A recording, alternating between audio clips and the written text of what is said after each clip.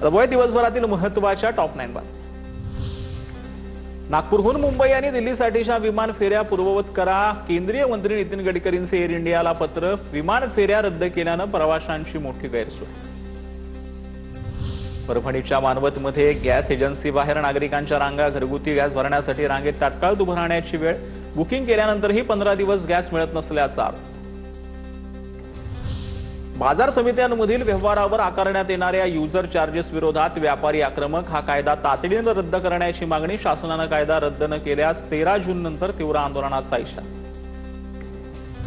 अभिनेत्री रवीना टंडनच्या आईचे 25 लाखांचे दागिने चोरीला। जुहू पोलिसांकडून 47 वर्षीय रशी छाबिरिया हिला अटक। प्रकरणाचा पुढील तपास सुरू।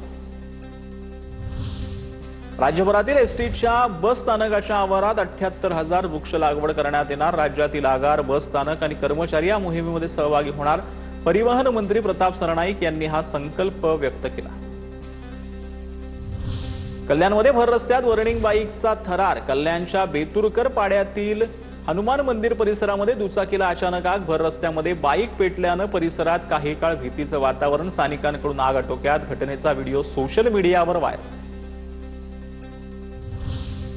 नाशिकच्या कॉम्बॅक्ट आर्मी एशियन ट्रेनिंग स्कूलच्या दीक्षांत सोहळ्यामध्ये प्रेमाची भरारी। प्रशिक्षण पूर्ण करून वैमानिक म्हणून जबाबदारीसाठी सज्ज झालेल्या भारत भारद्वाज यांनी आपल्या प्रियसीला लग्नासाठी हेलिकॉप्टर समोर गुडघ्यावर बसून घातली मागणी।